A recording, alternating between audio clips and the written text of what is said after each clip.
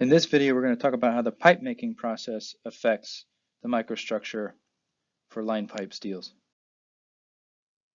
We've talked about continuous casting, the starting point for this process diagram to make our pipe. The product from the continuous casting machine could be a billet that goes into the processing for seamless pipe, or it could be plate that goes into the processing for submerged arc welded pipe, or it could be strip that goes into the processing for electrical resistance welded pipe. These are going to be the ones we're going to focus on. We're not really going to talk about spiral welded or induction welded, continuous welded pipe.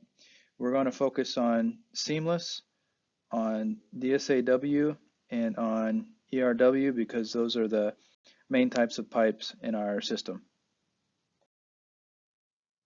So we want to take just a few slides to differentiate between ERW, electrical resistance welded pipe, DSAW, double submerged arc welded pipe, and seamless pipe.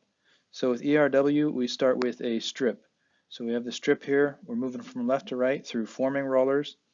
Eventually we get to the pipe shape, and then we go into this diagram where contacts apply a voltage, and weld rollers push the material together, and resistance causes heating and welding right in the location where we form the seam, and then the tube travels this direction, and the weld is typically normalized after welding.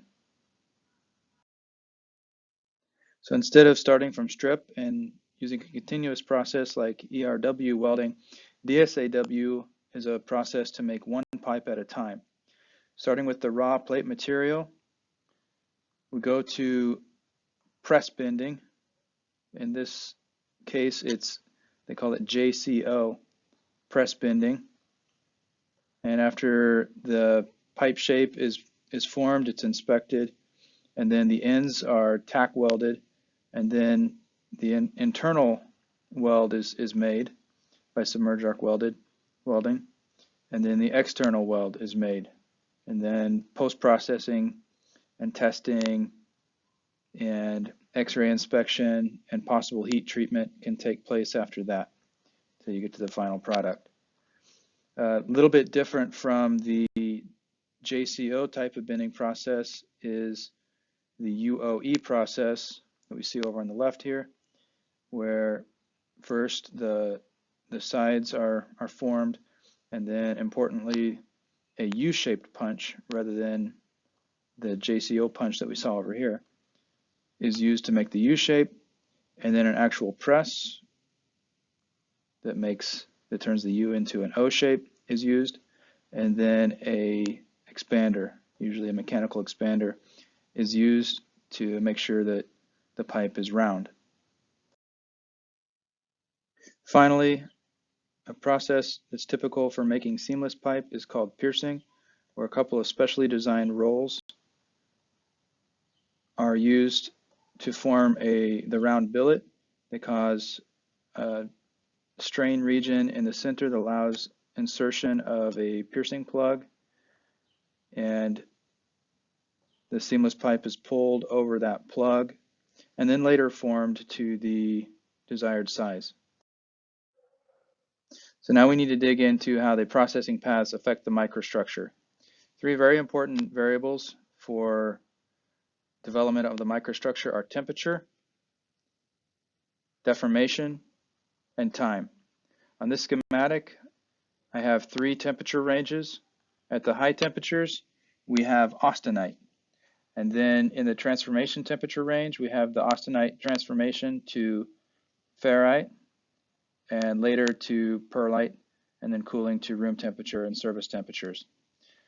One really important processing path, especially for vintage steels, is the normalization path, where deformation takes place in the austenite region, and this could apply to seamless pipe, to continuous ERW welded pipe from strip, and also to submerged arc welded pipe from plate. And then for normalized pipe, the cooling is slow to the normalized range. Now, hot rolling can occur and then cooling, and then also this material could be reheated to the austenite range for a certain amount of time for recrystallization and cooled back, and it's called normal, it would still be called normalized pipe. This is the microstructure that we expect from normalized pipe, where you have ferrite, and we're going to typically see these light colored grains being ferrite, and then perlite, the dark colored grains being perlite.